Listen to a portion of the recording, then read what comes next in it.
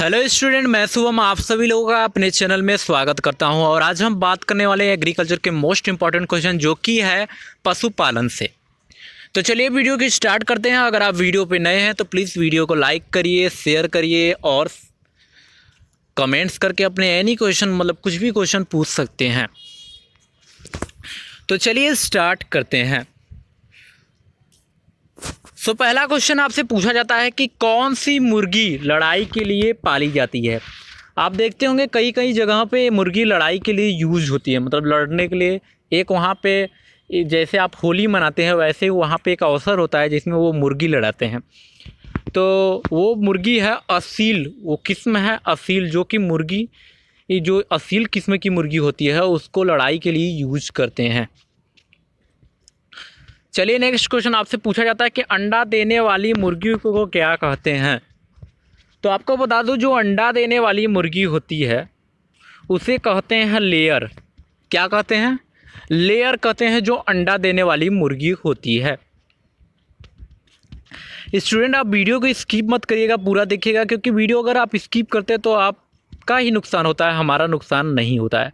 और ये बता दूं कि हस्बेंड्री का मतलब पशुपालन का ये सब लास्ट क्लास है, क्योंकि हमने पिछली वीडियो में भी पशुपालन के इंपॉर्टेंट क्वेश्चन करा दिए थे और ये लास्ट क्वेश्चन है जो कि करा दूंगा। इसके बाद पशुपालन सब्जेक्ट ख़त्म हो गया। अब स्टार्ट करूंगा तो एग्रोनॉमी स्टार्ट करूंगा। पहले ही बता दे रहा हूँ, एग्रोनॉमी का क्लास चलेगा, फिर एग्रोनॉमी के बाद हॉर्टिकल्चर चलेगा, हॉर्टिकल्चर के बाद इकोनॉमिक्स चलेगा। ऐसे ही स्टेप बाय स्टेप चलाएंगे हम क्लास। चलिए पूछा जाता है कि मुर्गी पालन में प्रजनन को क्या कहते हैं। तो आपको बता दूं, मुर्गी पालन में प्रजनन को कहा जाता है ग्रीडिंग। क्या कहा जाता है? ग्रीडिंग कहा जाता है। अगला नेक्स्ट क्वेश्चन आपसे पूछा जाता है कि किस हार्मोन की प्रवाह से गाय दूध देती है। तो ये सबसे इम्पोर्टेंट क्वेश्चन है, आप ध्यान दीजिएगा। कौन सा वो हार्मोन किस के वजह से गाय दूध देती है या प्रवाह करती है। तो आपको बता दूं, एक्सीटोसिन। कौन सी होती है? एक्सीटोसिन हार्मोन होता है। चलिए नेक्स्ट क्वेश्चन पे चलते हैं। पूछा जाता है किस ग्रंथि को मास्टर ग्रंथि कहा जाता है। 9 से ही पढ़ते चले आए होंगे या 10th से ही पढ़ते चले आए होंगे कि मास्टर ग्रंथि किसे कहा जाता है। तो आपको बता दूं, पिट्यूटरी ग्रंथि, जिसे मास्टर ग्रंथि के नाम से भी जाना जाता है। चलिए नेक्स्ट पे चलते हैं। गाय में अस्थायी दांतों की संख्या कितनी होती है।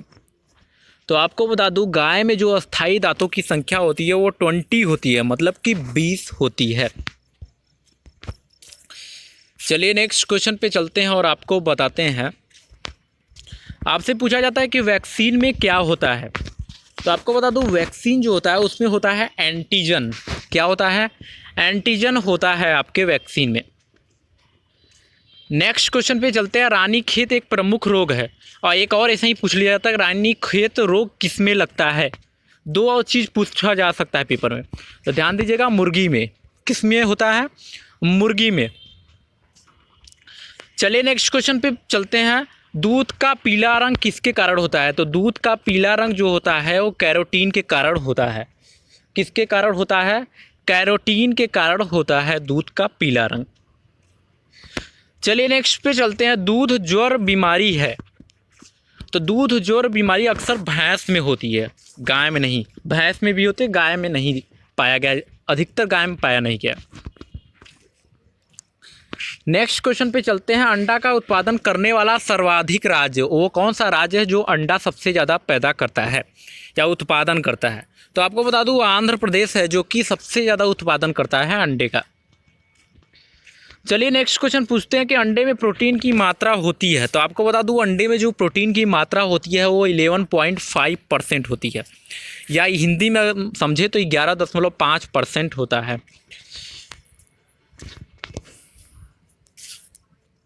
अगला नेक्स्ट क्वेश्चन आपसे पूछा जाता है कि किसे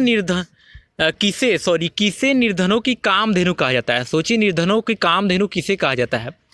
तो माने बकरी को कहा जाता है। बकरी को ही निर्धनों का कामधेनु कहा जाता है, क्योंकि वो बकरी हर कोई पाल सकता है और सस्ता भी होता है, इसलिए इसे और दूध भी देती है। एक आदमी के लिए दूध वो उपलब्ध कराती है, इसलिए बकरी जो होती है वो कामधेनु होती है, जो आपके लिए उपलब्ध कराएगी हमेशा दूध। और आपके लिए ही सिर्फ कराएगी। हर प्रति व्यक्ति अगर चाहे एक बकरी पाले तो उसके लिए इम्पोर्टेंट है। चलिए नेक्स्ट क्वेश्चन पे चलते हैं और आपको बताते हैं। नेक्स्ट क्वेश्चन आपका, भेड़ों में सबसे ऊंची नस्ल। तो आपको बता दूं, गुरेज जो होता है कि गुरेज जो होता है वो भेड़ों में सबसे ऊंची नस्ल होता है। अगला नेक्स्ट क्वेश्चन आपसे पूछा जाता है कि सबसे लंबी कानों वाली भेड़ की नस्ल। ये भी पूछा जाता है सबसे ज़्यादा। तो आपको बतानी है कि जो सबसे लंबी कानों वाली भेड़ की नस्ल होती है वो लोही होती है। और मैंने पिछले वीडियो में भी बताया था लोही के बारे में। नेक्स्ट आपसे क्वेश्चन पूछा जाता है कि अंडे में किस प्रकार का प्रोटीन पाया जाता है। तो आपको बता दूं, अंडे में जो प्रोटीन पाया जाता है वो एल्बुमिन होता है। एल्ब्यूमिन होता है जो अंडे में प्रोटीन पाया जाता है। चलिए नेक्स्ट पे चलते हैं। ब्रायलर फिनिश मेस में प्रोटीन होता है। तो ब्रायलर फिनिश मेस में प्रोटीन की मात्रा होती है 19%। कितना होता है?